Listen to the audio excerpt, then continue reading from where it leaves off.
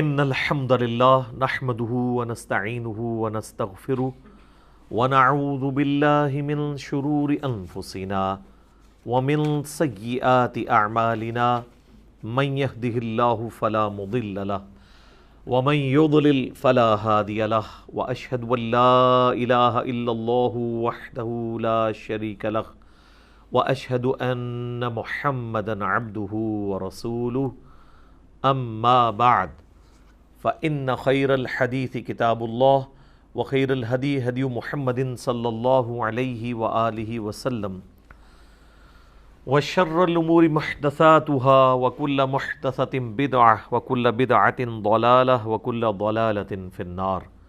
أعوذ بالله السميع العليم من الشيطان الرجيم من همزه ونفخه ونفثه. بسم الله الرحمن الرحيم. رب اشرح لي صدري ويسر لي امري واحلل عقدة من لساني يفقهوا قولي. بسم الله الرحمن الرحيم. ان الله وملائكته يصلون على النبي يا ايها الذين آمنوا صلوا عليه وسلموا تسليما. اللهم صل على محمد وعلى آل محمد كما صليت على ابراهيم وعلى آل ابراهيم انك حميد مجيد. اللهم بارك على محمد وعلى آل محمد كما باركت على إبراهيم وعلى آل إبراهيم إنك حميد مجيد. اللهم ربنا آتنا في الدنيا حسنة وفي الآخرة حسنة وقنا عذاب النار. لا إله إلا أنت سبحانك إني كنت من الظالمين.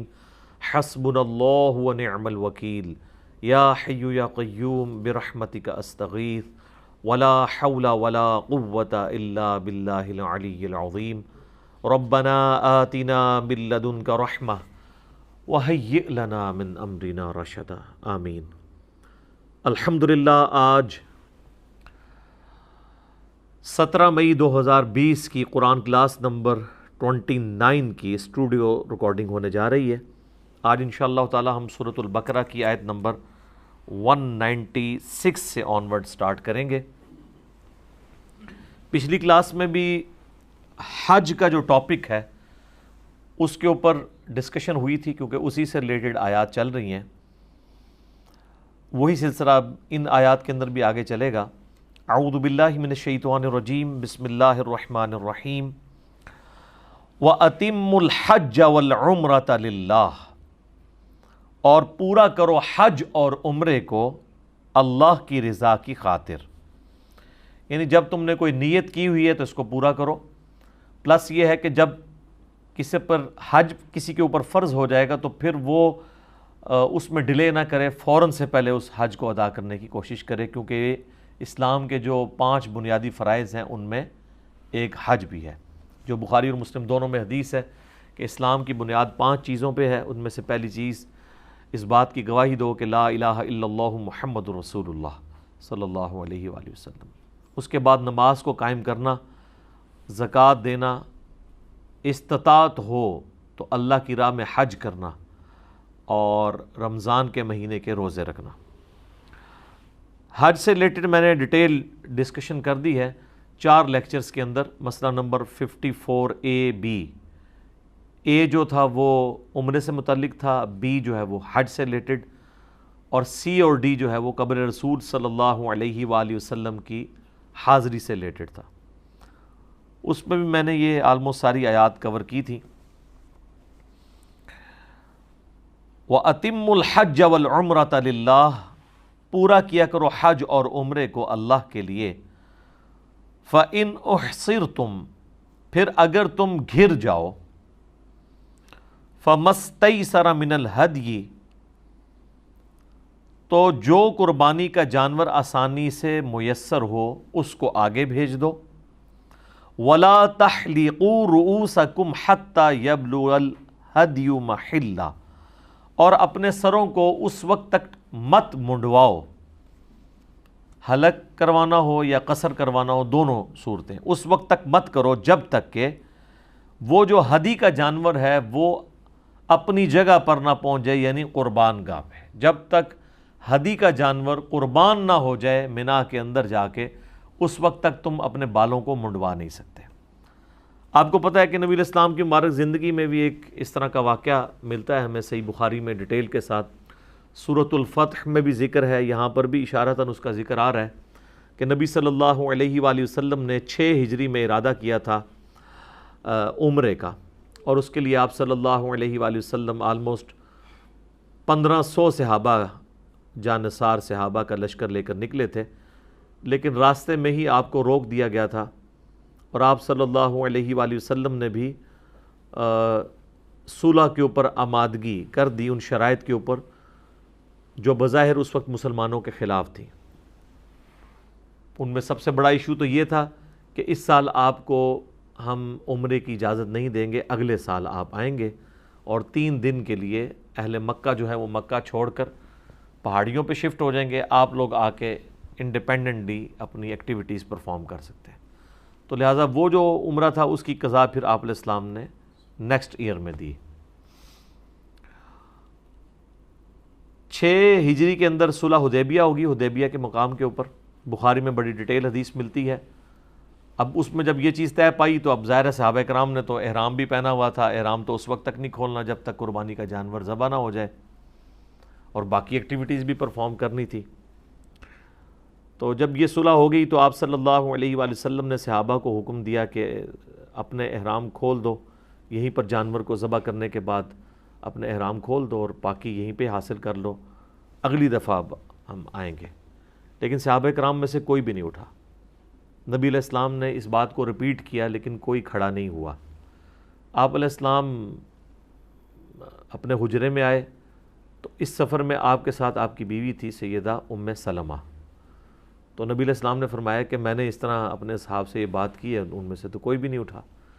تو انہوں نے کہا یا رسول اللہ ان کو ان کے حال پہ چھوڑ دیں، آپ خود اپنے جانور کو یہاں پہ قربان کریں، اپنا احرام کھول دیں، یہ خود بخود آپ کو فالو کریں گے۔ صحابہ کرام کو تھوڑا کافروں پر غصہ بھی تھا، پلس وہ اس امید میں بھی تھے کہ شاید کوئی نیا حکم آ جائے، ہمیں قتال کی اجازت مل جائے۔ بہرحال نبی علیہ السلام نے جب یہ کیا تو پھر ایک ایک کر کے سارے اٹھے اور سب نے اس سنت کے اوپر عمل کیا۔ تو اسی کانٹیکسٹ میں یہ چیز آ رہی ہے کہ اگر تم گھیر لیے جاؤ تو پھر تم جو ہے وہ قربانی کے جانور کو آگے بھیج دو، جب اپنی قربان گاہ کو وہ پہنچ جائے اور تمہیں پتہ چل جائے وہ قربان ہو گیا، پھر اپنا احرام کھولو اور یعنی وہ جو سر منڈانے والا معاملہ کرنا ہے۔ لیکن یہاں پر وہ بھی نہیں تھا کیونکہ وہ قربانی کا جانور بھی آگے نہیں جانے دے رہے تھے، اس لیے نبی علیہ السلام نے قربانی کا جانور بھی وہیں پر ذبح کر لیا۔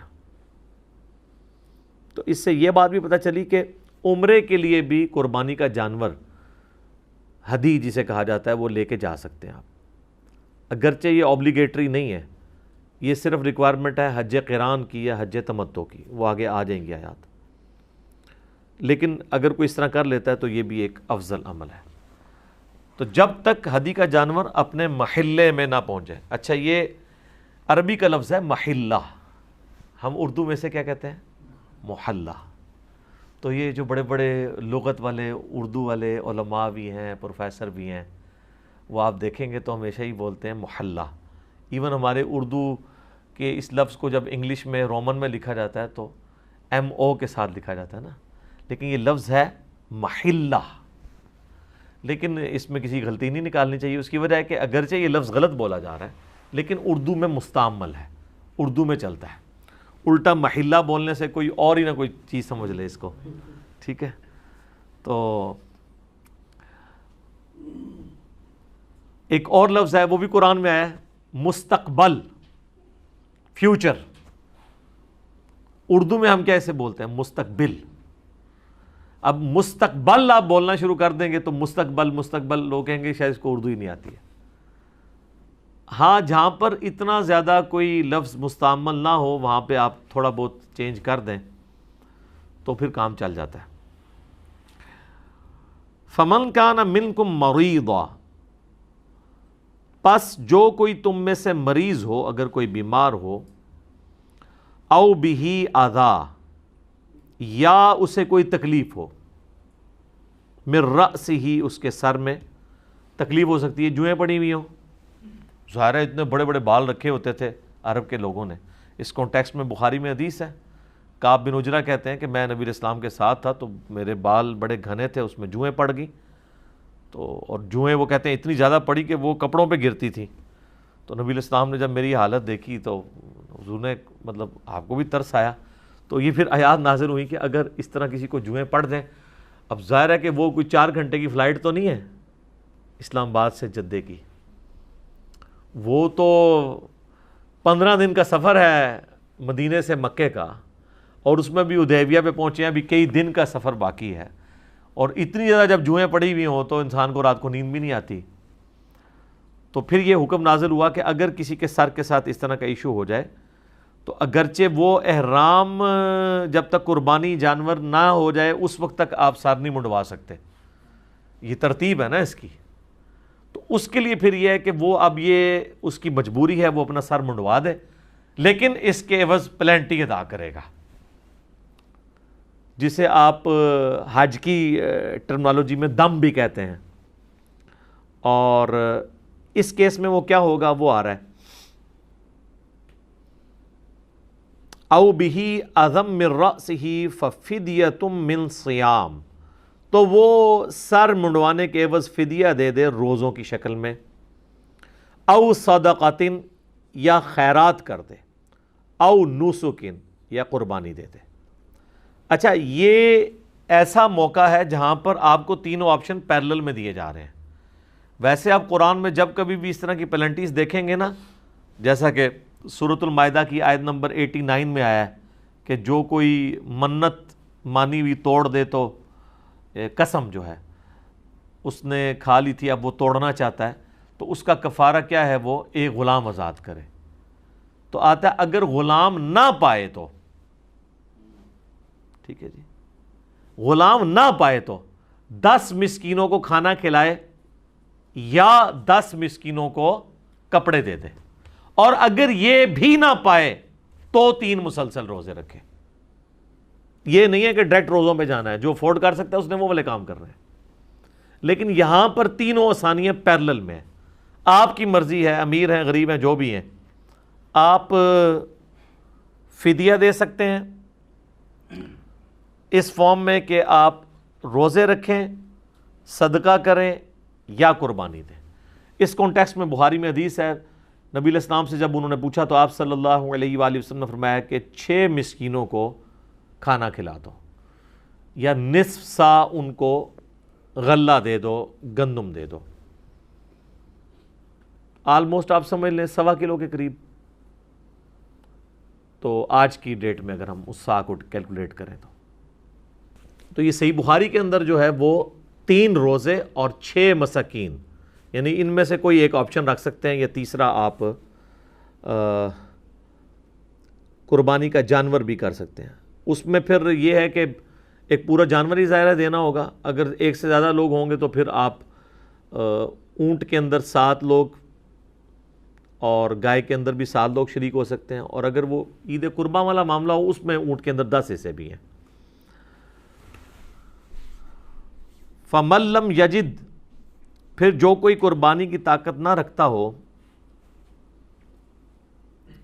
اچھا نہیں بیچ میں یہ آیت رہ گئی ہے، فَمَن تَمَتَّعَ بِالْعُمْرَةِ إِلَى الْحَجِّ. اب یہ ایک اور مسئلہ آ رہا ہے، او نسکین والا تو معاملہ مکمل ہوا. فَإِذَا أَمِنْتُمْ، اور جب تم امن میں ہو جاؤ، یعنی امن میں مراد یہ کہ اب تم سٹیبل ہو گئے ہو، مکے میں پہنچ گئے ہو. فَمَن تَمَتَّعَ بِالْعُمْرَةِ، تو جو کوئی نفع اٹھانا چاہتا ہے عمرے کا، إِلَى الْحَجِّ، حج کے ساتھ، یعنی حج تمتع کرنا چاہتا ہے. یہ نکاح متع اور اسی طریقے سے حج متع، یہ دونوں ٹرمز استعمال ہوتی ہیں، یعنی ایک سفر کے اندر اس چیز کو، اس فیسلٹی کو اویل کرنا کہ آپ حج کے ساتھ عمرہ بھی کر لیں. صحیح بخاری مسلم میں آتا ہے کہ مشرکین عرب کے اندر یہ چیز گناہ سمجھی جاتی تھی کہ کوئی شخص حج کے لیے سفر کرے اور وہ ساتھ عمرہ بھی کرے. وہ کہتے تھے کہ جی آئے حج کے لیے ہو تو عمرہ کیوں ساتھ کر رہے ہو، عمرے کے لیے آنا تو دوبارہ سے آؤ. تو نبی علیہ السلام نے اللہ تعالیٰ سے ریکویسٹ کی اس معاملے میں، تو نبی صلی اللہ علیہ وآلہ وسلم کو اللہ تعالیٰ نے وحی کے ذریعے بتایا کہ آپ نے یہ رسم توڑنی ہے، یہ رسم غلط ہے. اور آپ علیہ السلام نے جب اپنا پہلا اور آخری حج فرمایا تو آپ چونکہ اپنے قربانی کا جانور ساتھ لا چکے ہوئے تھے، تو آپ علیہ السلام نے فرمایا کہ اگر مجھے پہلے پتہ ہوتا نا تو میں اپنے قربانی کا جانور ساتھ نہ لاتا، چونکہ قرآن میں یہ آیت ہے کہ جو قربانی کا جانور لے آئے جب تک جانور اپنی قربان گاہ تک نہ پہنچے اس وقت تک وہ شخص احرام نہیں کھول سکتا۔ تو اب تو میں تو حج تمتع نہیں، حج قران کروں گا۔ حج قران میں بھی تمتع ہوتا ہے کہ آپ ایک سفر میں حج اور عمرہ اکٹھا کرتے ہیں۔ یہ حج کی 3 قسموں کو سمجھ لیں، پھر آپ کو یہ باتیں سمجھنا ذرا آسان ہوں گی۔ حج کی بیسیکلی 3 قسمیں ہیں۔ نمبر 1 حج افراد، جس کو اسی پنجابی کہنا ہے چھڑا حج، اس میں صرف حاجی ہوگا اور کچھ نہیں ساتھ ہوگا، نہ کوئی جانور قربان کرنا پڑے گا آپ کو، کیونکہ آپ نے اس سے تمتع نہیں لیا عمرے کا۔ یہ جو حج کے موقع کے اوپر قربانی کی جا رہی ہوتی ہے یہ حج کی قربانی نہیں ہوتی، بلکہ حج کے ساتھ آپ جو عمرے کی فیسلٹی کو اویل کرتے ہیں یہ اس کے اگینسٹ آپ کو قربانی دینی ہوتی ہے۔ وہ اسی آیت کے اندر آ جائے گا، سورۃ البقرہ کی آیت نمبر 196 کے اندر۔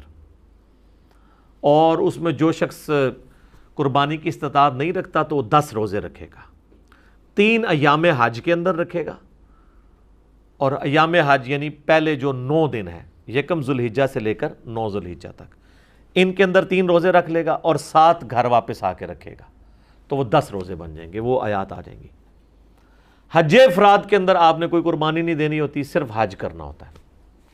حج جو تمتع ہے اس میں آپ عمرہ بھی ساتھ کرتے ہیں اور حج بھی ساتھ کرتے ہیں، فائدہ اٹھا لیتے ہیں، اور فائدہ یہاں تک اٹھاتے ہیں کہ آپ اگر پہلے پہنچ گئے ہیں مکے کے اندر، ابھی حج کی ایکٹیویٹیز کے دن باقی ہیں جو 8 ذوالحجہ سے شروع ہوتے ہیں، تو آپ اپنا احرام کھول دیں۔ ہم نے حج تمتع کیا تھا، دنیا میں آلموسٹ 95% زیادہ لوگ حج تمتع کرتے ہیں، کیونکہ وہ پہلے ہی لے جاتے ہیں وہاں پہ آپ کو، تو آپ عمرہ کر کے احرام کھول دیتے ہیں۔ ابھی تو 8-10 دن حج میں پڑے ہوتے ہیں، اب 8-10 دن احرام کی پابندیاں کوئی کس طرح برداشت کرے گا کہ کوئی آپ نے ناخن بھی نہیں کاٹنے، بال بھی نہیں اور ٹوٹنے چاہیے، اور باقی آپ نے پورا پروٹوکول، کوئی اس طریقے سے کھجلی بھی نہیں کرنی، سر پہ کوئی چیز بھی نہیں رکھنی، اتنی ساری پابندیاں۔ تو نبی علیہ السلام نے پھر صحابہ کو حکم دیا کہ جنہوں نے عمرہ کر لیا ہے عمرہ کرنے کے بعد احرام کھول دیں۔ خود نبی علیہ السلام نے احرام نہیں کھولا کیونکہ آپ قربانی کا جانور ساتھ لائے تھے، اور قرآن میں حکم ہے کہ جب تک قربانی کا جانور قربان نہ ہو جائے آپ احرام نہیں کھول سکتے۔ تو جو لوگ قربانی کا جانور نہیں لائے ہوئے تھے، نبی علیہ السلام فرمایا تمہیں تو کوئی مجبوری نہیں ہے، اس کو کھولو۔ تو پھر بھی کچھ لوگوں نے نہیں کھولا، تو آپ فرمایا وہ نافرمان ہے جو میرے اس حکم پہ عمل نہیں کر رہے۔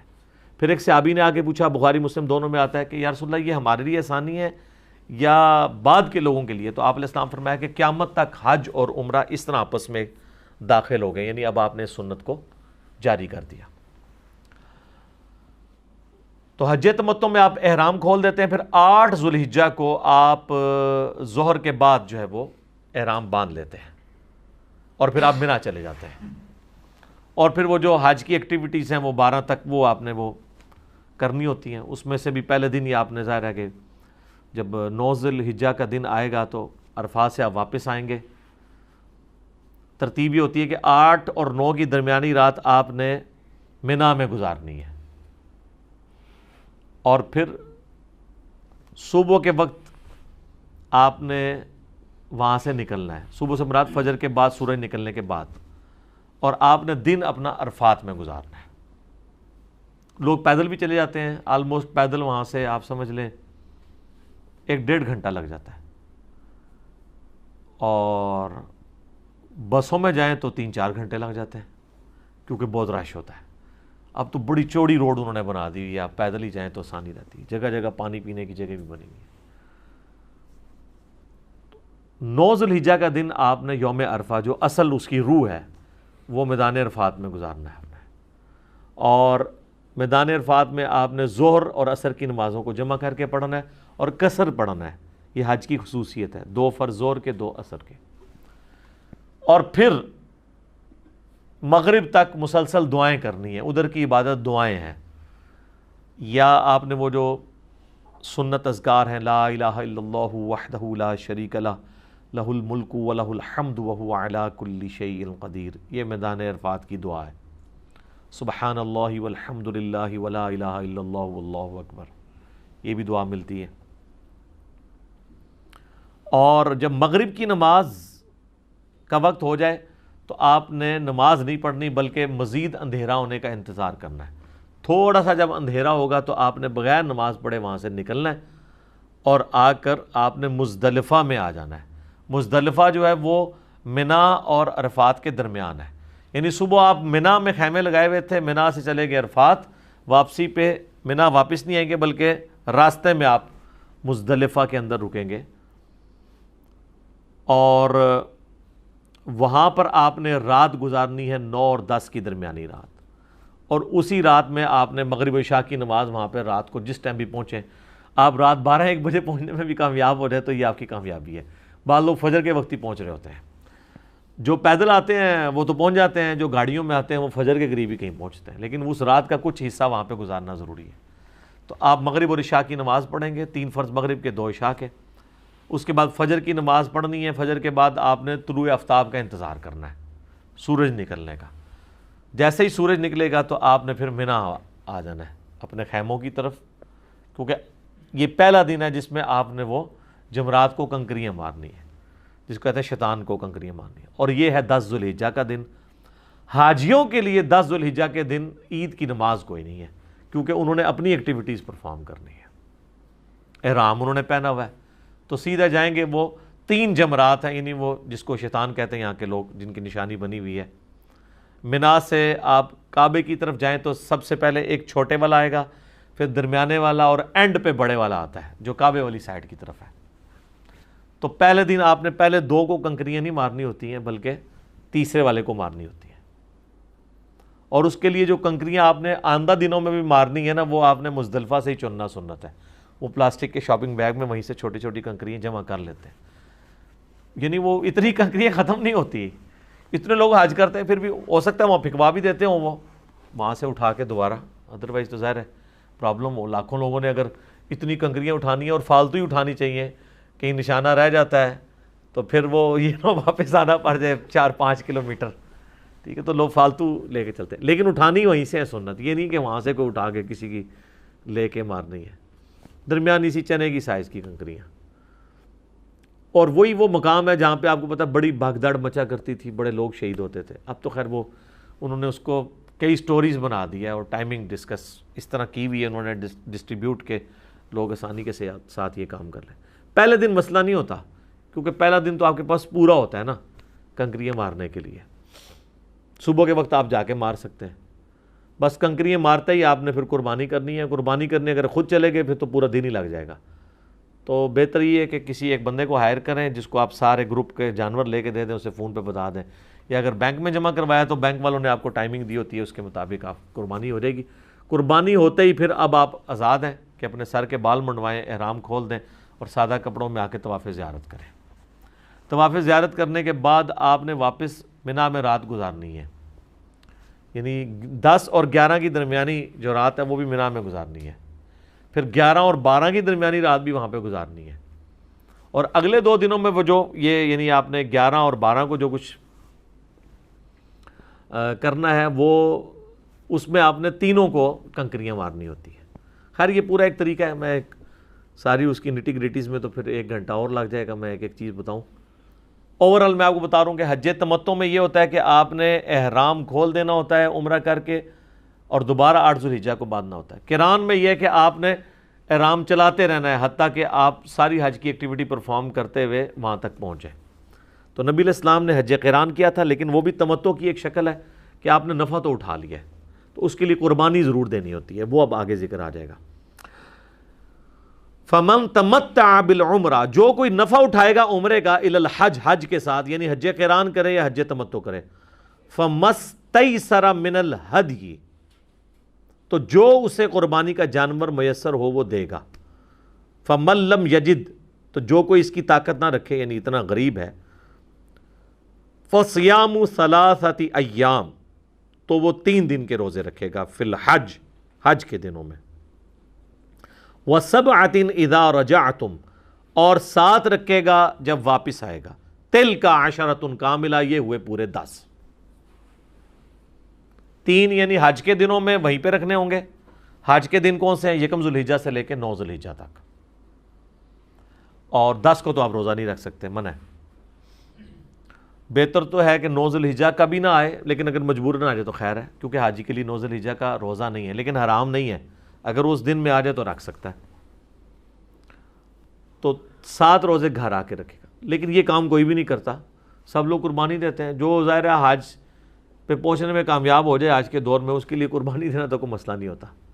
روزے تو یہ یعنی ظاہر ہے کہ ایک زیادہ مشکل فٹیک والا کام ہے نا، تو لوگ قربانی دیتے ہیں۔ ذالک لمن لم یکن اہلہ حاضر المسجد الحرام، یہ رعایت اس کے لیے ہے جس کے گھر والے مسجد حرام کے قریب نہ رہتے ہوں۔ جس کے گھر والے مسجد حرام کے قریب رہتے ہوں گے تو پھر وہ حج افراد ہی کرے گا، اسے حج تمتع یا حج قران کرنے کی ضرورت نہیں، وہ تو جب چاہے عمرہ کر سکتا ہے۔ اس کے لیے نہیں ہے، یہ آفاقیوں کے لیے جو باہر سے آ رہے ہوتے ہیں، ان کے لیے ظاہر ہے زندگی میں ایک دفعہ ہی انہوں نے جانا ہے، تو اللہ نے آسانی دی ہے کہ ایک سفر میں آپ عمرہ اور حج جمع کر سکتے ہیں۔ اچھا، بعض لوگ وہاں پہ یہ کرتے ہیں کہ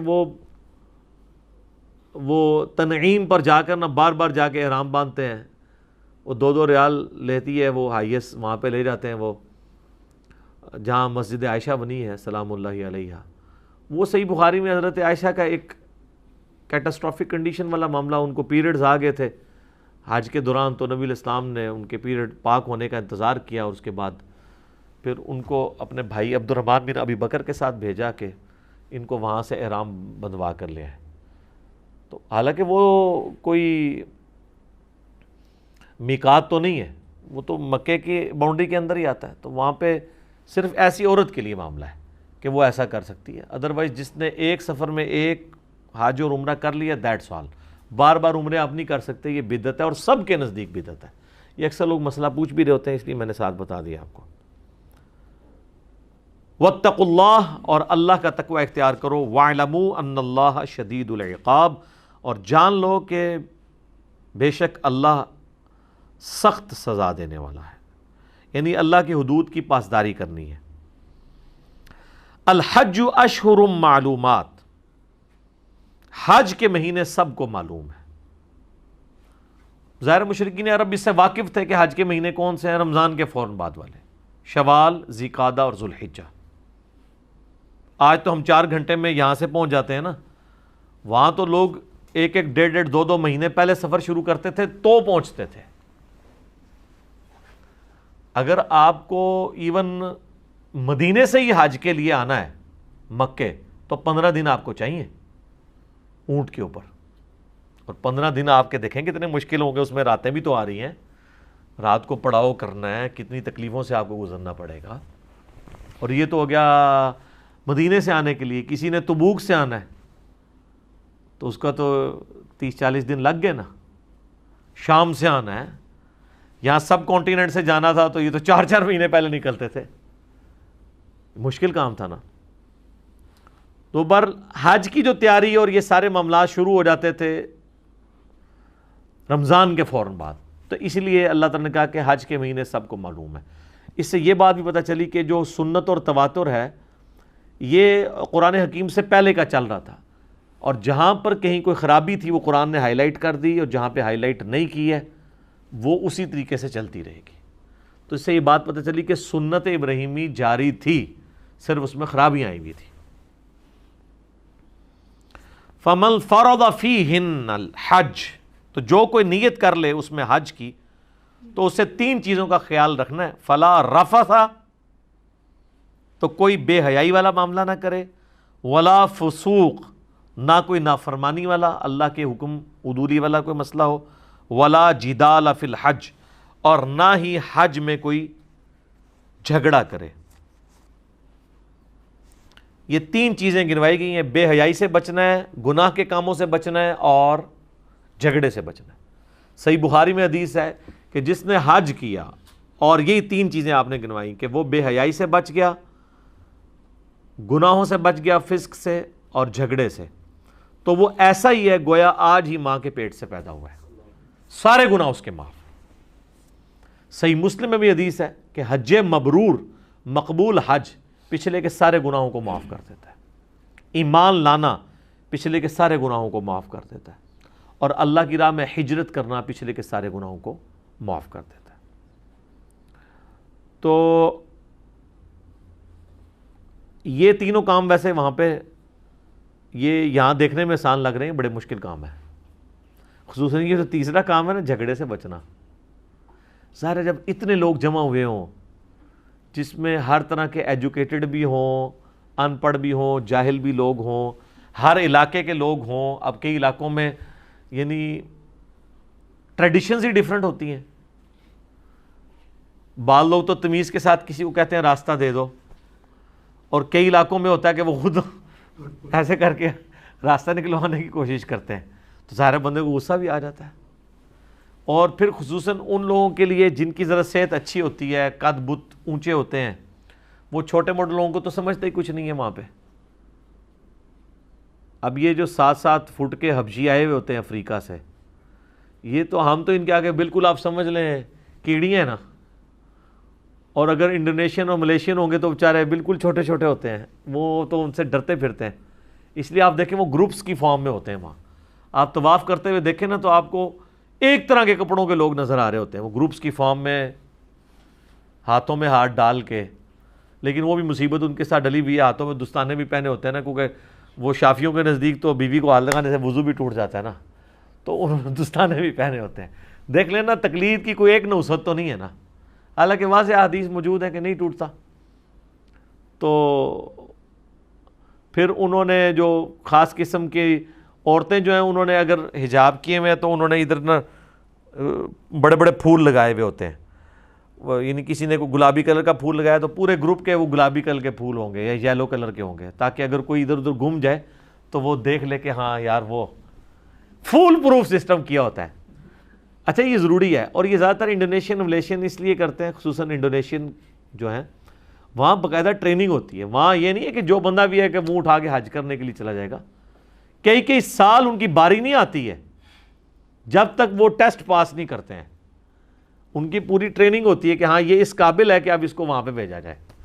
اور پاکستان میں تو اسی وقت قابل ہو جاتا ہے بندہ جب بالکل سارے کاموں سے فارغ ہو کے بوڑھا ہو جاتا ہے نا، گھر والے بھی تنگ ہوتے ہیں، کہتے ہیں چلو اب اس کو حج کرانے کے لیے بھیج دو۔ اور وہ بندہ جس نے نماز بھی صحیح نہیں پڑھی ہوتی، جو روزانہ 5 دفعہ پڑھنی ہوتی ہے، اس کو زندگی میں 1 دفعہ حج کرنا پڑ جائے اور وہ اس کو سیکھا ہوا نہ ہو حج اور عمرے کو، تو وہ کیسے کر سکتا ہے؟ تو آپ دیکھیں گے پھر کوئی بھی ایکٹیویٹی صحیح طریقے سے پرفارم نہیں کرتے۔ اس لیے میں نے ایک سٹیپ وائز وہ لیکچر ریکارڈ کروا دیا تھا، مسئلہ نمبر 54A اور B، جب بھی کوئی عمرے پہ جانے لگے اسے کہ 54A دیکھ لے، حج پہ جانے لگے تو A اور B دونوں دیکھیں، اور قبر رسول کی حاضری کے لیے 54C اور D یہ 2 دیکھ لیں۔ تو اللہ تعالیٰ فرما رہے ہیں کہ جو بے حیائی سے بچ گیا، گناہ کے کاموں سے اور جھگڑے سے، تو یہ یعنی اس حج وہ اصل میں کر رہا ہے۔ بے حیائی سے بھی بچنا مشکل ہے، ظاہر ہے کہ وہ صحیح بخاری میں حدیث ہے کہ عورتوں کا چہرہ کھلا ہوا ہوگا، اب اتنی عورتیں ہوں گی، آپ نے نگاہوں کی حفاظت خود کرنی ہے، یہ تو نہیں ہے کہ کوئی زبردستی اللہ تعالیٰ کی طرف سے آپ کی کوئی آنکھوں کی حفاظت ہو جائے گی کہ آپ کو صرف مرد ہی نظر آئیں گے، عورتیں نظر نہیں آئیں گی، یا عورتوں کو صرف عورتیں نظر آئیں گی، مرد نظر نہیں آئیں گے۔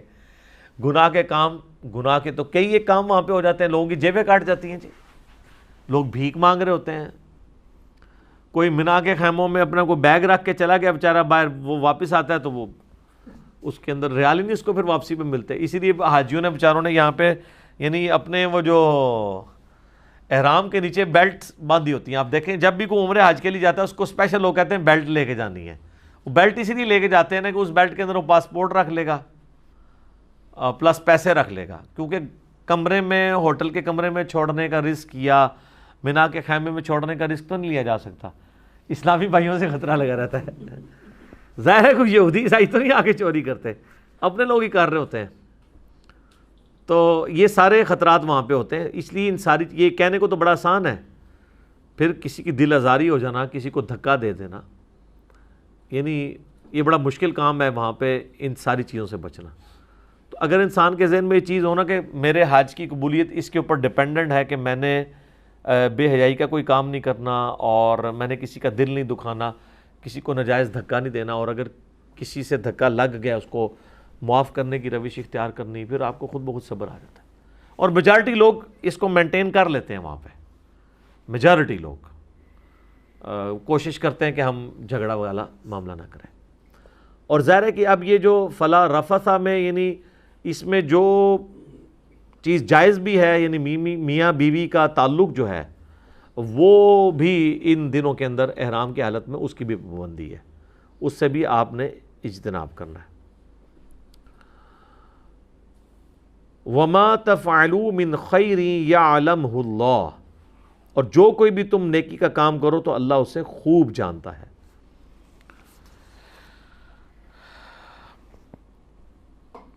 وَتَزَوَّدُوا فَإِنَّ خَيْرَ الزَّادِ التَّقْوَى، اور سفر کا توشہ بھی، زاد راہ بھی لے لیا کرو. یہ اردو میں لفظ زاد استعمال ہوتا ہے، اور سب سے بہتر زاد راہ تو تقوی ہے.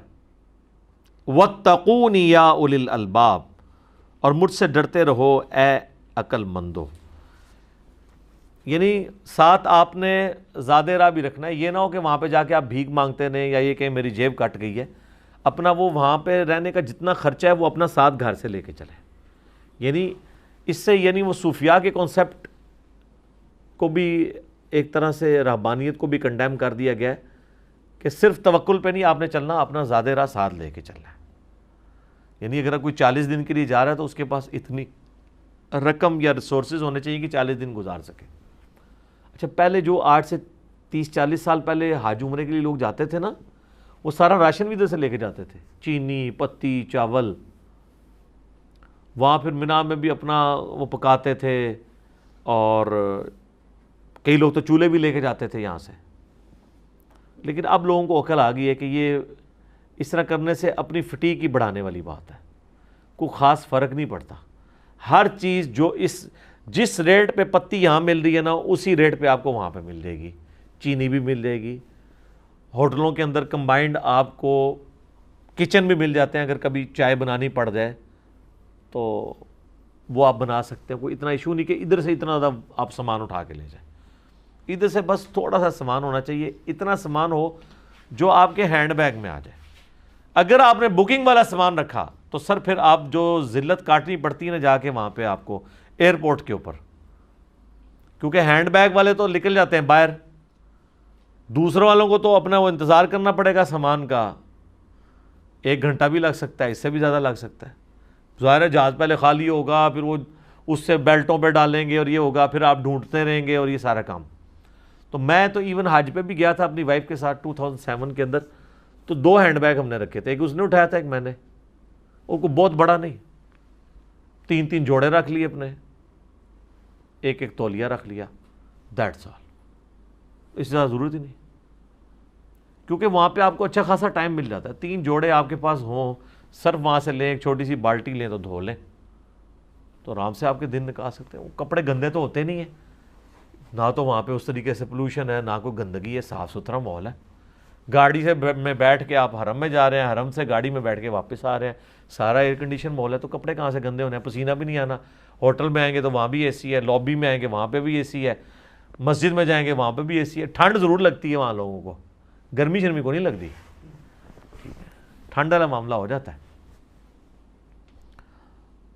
تو زاد راہ اللہ تعالیٰ نے فرمایا ساتھ لے کے چلو. یہ نہ وہاں پہ بھیک مانگتے پھرو، یعنی یہ چکر نہیں ہونا چاہیے. اور سب سے بہترین زاد راہ جو لے کے چلو وہ تقوی ہے.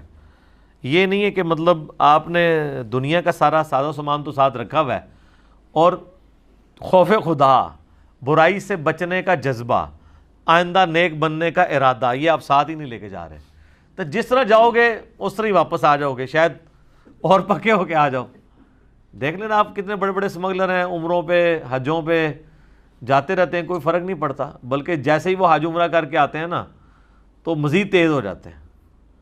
اور جو یعنی مارکیٹ کے اندر اس قسم کے جو تاجر ہیں، بےایمانی کرنے والے، اگر اس کے نام سے حاجی بھی لگتا ہو نا تو لوگ کہتے ہیں اچھا یہ حاجی بھی ہے، پھر اللہ دی پناہ. ٹھیک ہے نا، حاجی صاحب، اور آگے پھر کہلواتے بھی ہیں حاجی. ٹھیک ہے جی. لیس علیکم جناح ان تبتغوا فضلا من ربکم، اور تم پر اس میں بھی کوئی گناہ نہیں ہے کہ تم وہاں پر بھی اپنے رب کا فضل تلاش کر سکتے ہو. یعنی مشرکین عرب میں، صحیح بخاری میں آتا ہے، یہ رسم تھی کہ حاجی جو ہے وہ کوئی کاروبار نہیں وہاں کر سکتا. تو اللہ نے وہ بھی رسم توڑ دی کہ نہیں، آؤٹ اسٹیشن اگر لوگ آئے ہیں، اس زمانے میں بارٹر سسٹم تھا، آپ کو پتہ ہے کرنسی تو نہیں ہوتی تھی. ایک بندہ ہندوستان سے یہاں سے مسالہ جات لے کے چلا گیا ہے، وہاں پہ مسالے مہنگے ہیں اور یہ مسالے وہاں پہ بیچ کے وہاں سے کھانا خرید لیتا ہے. پہلے تو یہی سسٹم چلتا تھا نا. عرب کے لوگ جو ہیں وہ اپنی چیزیں یعنی کھجوریں بیچتے تھے، اس کے وہ کاٹن خریدتے تھے کیونکہ وہاں پہ کاٹن نہیں اگتی تھی. ہمارے ان علاقوں میں کاٹن پائی جاتی ہے، مسالہ جات پائے جاتے ہیں. اور ایون یہ ہندوستان کے علاقے کی جو تلواریں ہیں یہ بڑی مشہور تھی. المہند اسی لیے نام رکھا ہے نا انہوں نے، المہند المفند، ہند کی تلوار کو المہند کہا جاتا تھا. تو عرب کے لوگوں میں یہ بڑی مشہور مانی جاتی تھی المہند. تو اس طرح بارٹر سسٹم تھا. تو اللہ نے اجازت دی ہے کہ آپ یعنی چیزیں یہاں سے لے کے جا سکتے ہیں، وہاں پہ جا کے آپ ان کو بیچیں، ان کی چیزیں آپ لے سکتے ہیں. تو یعنی حاجی کے لیے کاروبار کرنا بھی یہ جائز ہے. ابھی بھی آپ دیکھیں نا، یہ کتنے لوگ جو ہیں وہاں سے سونا خرید کے لاتے ہیں، وہاں سے سونا لے کے آتے ہیں تو یہاں اچھی قیمت پہ وہ بک بھی جاتا ہے اس اعتبار سے کہ وہ پیور ہوتا ہے سونا. یا آپ کسی عام سونا لے کے جائیں کسی گولڈ سمتھ کے پاس، وہ اتنا ریٹ نہیں لگاتا. اگر وہ سعودیہ سے لیا ہوا ہے، آپ کے پاس اس کی ریسپٹ موجود ہے، تو وہ اچھا ریٹ لگ جاتا ہے. اس طرح کئی ایک چیزیں وہاں سے لوگ لے آتے ہیں یہاں بیچنے کے لیے، کئی لوگوں کو گفٹ دینے کے لیے بھی لے کے آتے ہیں. فَإِذَا أَفَضْتُم مِّنْ عَرَفَاتٍ، جب تم عرفات سے واپس لوٹو تو ظاہر ہے کہ آپ نے پھر کہا ہے فَاذْكُرُوا اللَّهَ عِنْدَ الْمَشْعَرِ الْحَرَامِ، تو مشعر حرام کے پاس آپ نے اللہ کا ذکر کرنا ہے.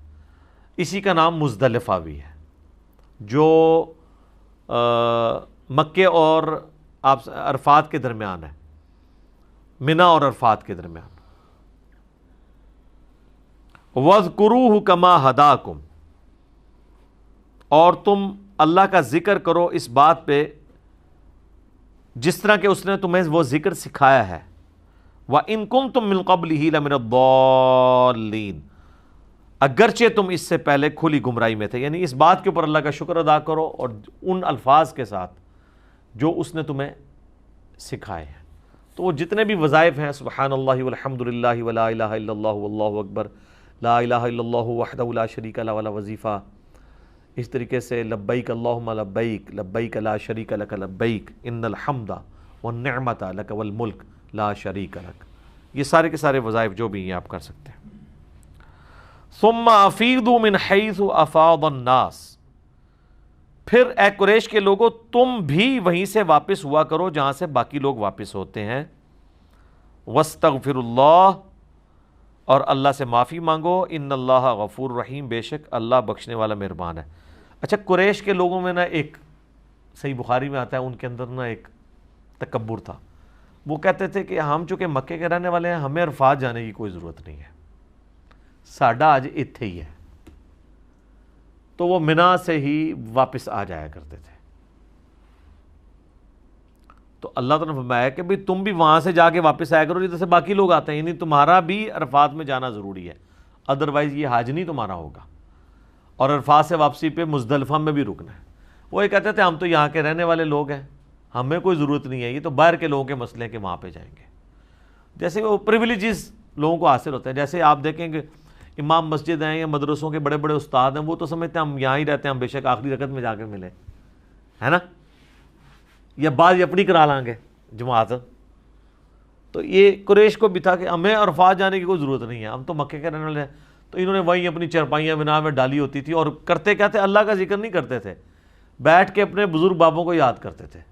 یہ آ رہا ہے قرآن میں، پھر اللہ نے ذکر کیا کہ جس طرح اپنے بابیاں نو روندے پیٹتے ہو نا، ان کے واقعات سناتے تھے. کوئی کہے گا جی میرا دادا یہ تھا، تو وہ ایک بندے نے سنی، وہ اس سے اگلا اس سے لمبی چھوڑتا تھا کہ میرا دادا تو یہ کر لینا سی. تو اس طرح نہیں قصے کہانیاں سنایا کرتے تھے. ظاہر ہے پورا دن کیسے گزارے، اللہ کا ذکر تو نصیب والوں کا حصہ ہے نا. منا کے اندر آپ پورا دن رات کیسے آپ نے گزارنی ہے، کوئی نہ کوئی تو کام کرنا ہے نا. تو وہ یہی کرتے تھے. نہ اس وقت نیٹ، نہ کوئی ٹی وی، نہ کوئی ایسے ایشو، کوئی ایکٹیویٹیز نہیں تھی. تو وہ گپے شپے مارا کرتے تھے اور اپنے بزرگوں کو یاد کیا کرتے تھے. ویسے آج والے بھی جڑے نا ان بزرگوں نہیں ہوتے یاد کرتے ہوں گے کہ جناب ہوتے ساڑھے بزرگوں کی ہو گئی ہے. ٹھیک ہے جی. فَإِذَا قَضَيْتُم مَنَاسِكَكُم، پھر جب تم اپنے یعنی وہ مناسک پورے کر چکو حج کے، فَاذْكُرُوا اللَّهَ كَذِكْرِكُمْ آبَاءَكُمْ او اشد ذکرا، تو اللہ کا ذکر اس طرح کیا کرو جس طرح اپنے باپ دادوں کو یاد کرتے ہو، او اشد ذکرا، یا اس سے بھی بڑھ کر اللہ تعالیٰ کا ذکر کرو۔ تو یہ اسی کانٹیکسٹ میں ہی آگے بات چل رہی ہے کہ آپ نے وہاں سے لوٹنا جہاں سے باقی لوگ لوٹتے ہیں، اللہ سے معافی مانگنی ہے، ان اللہ غفور الرحیم، بے شک اللہ والا بخشنے والا مہربان ہے۔ اور جب تم واپس ہو حج کر چکو تو پھر یاد کرو اللہ تعالیٰ کو اس طرح جس طرح کہ تم یاد کرتے ہو اپنے بزرگوں کو، بلکہ اس سے بھی بڑھ کر۔ فَمِنَ النَّاسِ مَن يَقُولُ رَبَّنَا آتِنَا فِي الدُّنْيَا حَسَنَةً، فِي الدُّنْيَا، لوگوں میں ایسے بھی ہیں جو کہتے ہیں یا اللہ ہمیں دنیا میں ہی عطا فرما دے، وَمَا لَهُ فِي الْآخِرَةِ، ایسے لوگوں کے لیے آخرت میں کوئی حصہ نہیں ہے جو صرف اللہ سے دنیا مانگتے ہیں۔ فِي الْآخِرَةِ مِنْ خَلَاقٍ، کوئی بھی حصہ نہیں ہے۔ وَمِنْهُمْ مَنْ يَقُولُ رَبَّنَا آتِنَا فِي الدُّنْيَا حَسَنَةً، اور لوگوں میں ایسے بھی ہیں جو کہتے ہیں اے اللہ ہمیں دنیا میں بھلائیاں عطا فرما، وَفِي الْآخِرَةِ حَسَنَةً، اور آخرت میں بھی بھلائیاں عطا فرما، وَقِنَا عَذَابَ النَّارِ، اور آخرت کی سب سے بڑی بھلائی کہ ہمیں دوزخ کے عذاب سے، آگ کے عذاب سے بچا لے۔ اللہم اجرنا من النار، آمین۔ بخاری مسلم میں حدیث ہے کہ نبی علیہ السلام کی اکثر دعا یہی ہوا کرتی تھی، ربنا آتینا فی الدنیا حسنہ وفی الآخرۃ حسنۃ وقنا عذاب النار۔ بخاری مسلم میں یہ اللہم کے ساتھ بھی ہے، اللہم کے ساتھ بھی پڑھ سکتے ہیں، صرف ربنا کے ساتھ بھی پڑھ سکتے ہیں، دونوں کو ملا کے بھی پڑھ سکتے ہیں۔ تو اللہ فرماتا ہے جو اس طرح دعا کریں گے نا، اولئک لہم نصیب مما کسبوا، ایسے لوگ ہیں جن کو دونوں جہانوں میں حصہ ملے گا ان کی کمائی کا، واللہ سریع الحساب، اور اللہ تعالیٰ حساب لینے میں بہت جلدی فرمانے والا ہے۔ ظاہر ہے یہ ہمیں تو دور لگ رہا ہے نا کہ قیامت کا دن دور ہے، ان قریب آ جانا ہے۔ بخاری مسلم کی حدیث ہے جو مر گیا گویا اس کی قیامت قائم ہو گئی، تو قیامت تو کوئی دور نہیں ہے اس کے لیے۔ وَاذْكُرُوا اللَّهَ فِي أَيَّامٍ مَّعْدُودَاتٍ، اور اللہ کو یاد کرو گنتی کے دنوں کے اندر۔ یہ ایام تشریق ہیں، صحیح بخاری میں آتا ہے۔ وہ ظاہر ہے ہم یہاں پر بھی یاد کرتے ہیں، 4 ایام تشریق ہے نا، 10، 11، 12 اور 13، اور 9 ذی الحجہ سے ہمارا وہ تسبیحات بھی شروع ہو جاتی ہیں، فجر سے لے کے 9 ذی الحجہ کی 13 کی عصر تک، ہر نماز کے بعد اللہ اکبر لا الہ الا اللہ واللہ اکبر اللہ اکبر وللہ الحمد۔ حتیٰ کہ بخاری میں آتا ہے کہ جو امام باقر تھے وہ تو سنت اور نوافلوں پڑھنے کے بعد بھی یہ تسبیحات اس میں ذکر کیا کرتے تھے۔ سنن کبریٰ البیہقی میں ہے کہ سیدنا علی اس سنت پہ عمل کیا کرتے تھے کہ 9 کی فجر سے لے کے 13 کی مغرب سے پہلے یعنی 13 کی عصر کی نماز کے بعد تک ان تسبیحات کو رپیٹ کرتے تھے۔ فَمَن تَعَجَّلَ فِي يَوْمَيْنِ فَلَا إِثْمَ عَلَيْهِ، جو کوئی 2 دن میں واپس چلا جائے تو اس پہ کوئی گناہ نہیں ہے۔ ویسے تو منا کے اندر آپ پہنچ جاتے ہیں 8 ہی کو، 9 کا دن آپ نے عرفات میں گزارنا ہے، اور 9 اور 10 کی درمیانی رات آپ نے کہاں گزارنی ہے؟ مزدلفہ کے اندر۔ 10 کی صبح کو آپ نے کنکریاں مار کے تو اپنی باقی ایکٹیویٹی پرفارم کرنی ہے اور واپس آنا ہے، تو 10 اور 11 کی درمیانی رات بھی آپ نے وہاں پہ گزارنی ہے۔ تو 10 کا دن بھی وہاں پہ گزارا، پھر 11 بھی، اور پھر 12 بھی۔ لیکن 12 کو آپ اگر مغرب سے پہلے وہاں سے نکل آتے ہیں اور واپس پہنچ جاتے ہیں پھر تو ٹھیک ہے، لیکن اگر 12 کی وہاں پہ مغرب ہوگی پھر آپ کو 12 کی رات بھی گزارنی ہوگی۔ لیکن 99% لوگ 12 کو واپس آ جاتے ہیں، کیونکہ یہ قرآن میں ہے نا کہ جو کوئی 2 دن میں واپس آ جائے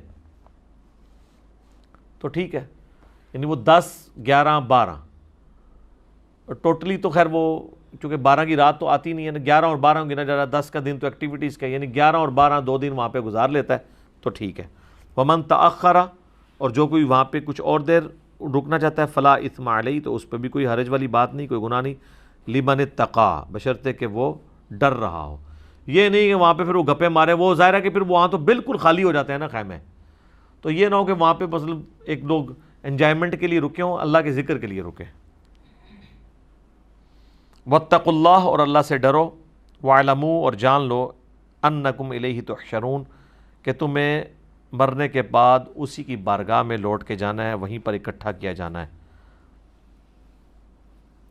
اب یہ ہے اصل میں چیز کہ یہ جو حج کی ایکٹیویٹیز ہیں یہ آپ کو آخرت کے دن کی یاد دلاتی ہے۔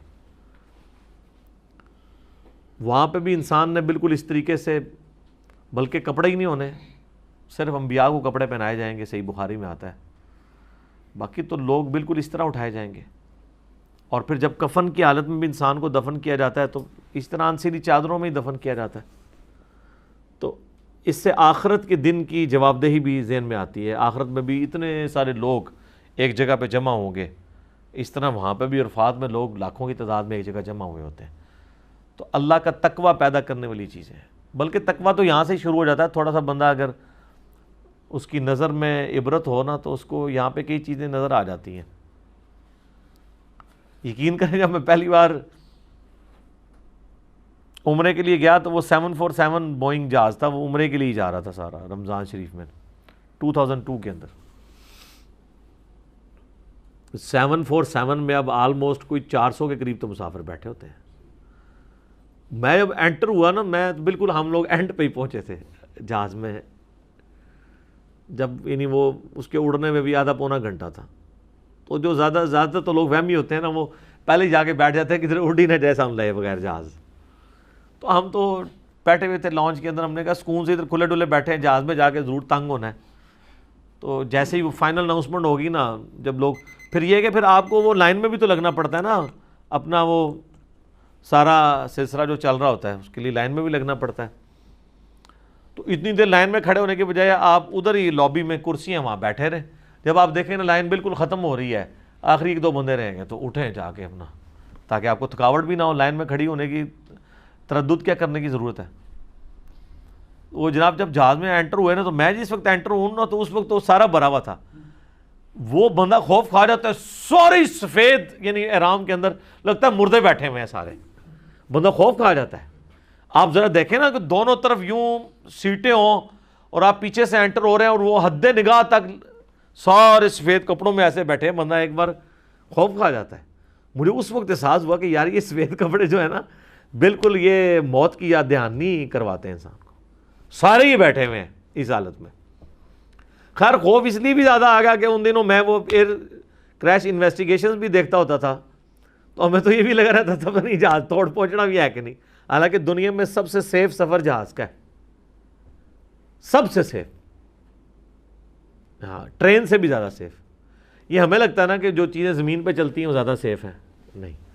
اگر 1000 دفعہ ایک جہاز اڑے، چلیں 1000 تو تھوڑا ہے، 1,00,000 دفعہ اگر ایک جہاز اڑے اور 1,00,000 دفعہ کوئی بس یا ٹرین چلے تو اس کے آپ حادثات کیلکولیٹ کریں گے، ہو سکتا ہے 1,00,000 دفعہ میں ایک دفعہ بھی اسے حادثہ نہ ہوا ہو جہاز کو، لیکن ٹرینوں کو تو آئے دن ہوتے ہیں حادثات۔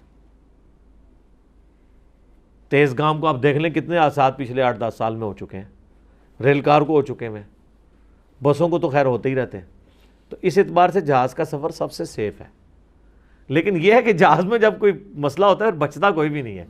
ٹرین میں تو بسوں میں بچنے کے تو پھر کوئی چانس ہوتے ہیں نا، جہاز میں تو جو پھر آر یا پار والا معاملہ ہوتا ہے۔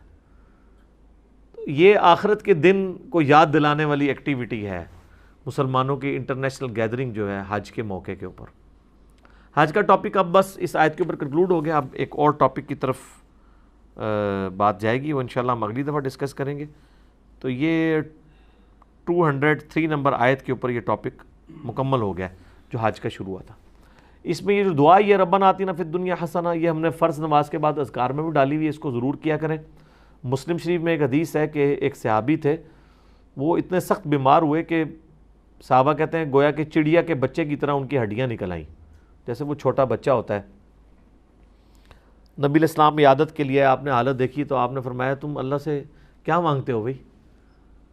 انہوں نے کہا یا رسول اللہ میں اللہ سے کہتا ہوں جو مجھے آخرت میں عذاب دینا ہے تو دنیا میں دے لے۔ اللہ نے نبی علیہ السلام فرمایا سبحان اللہ، کیا تم اللہ کے عذاب کی استطاعت رکھتے ہو اس دنیا کے اندر بھی؟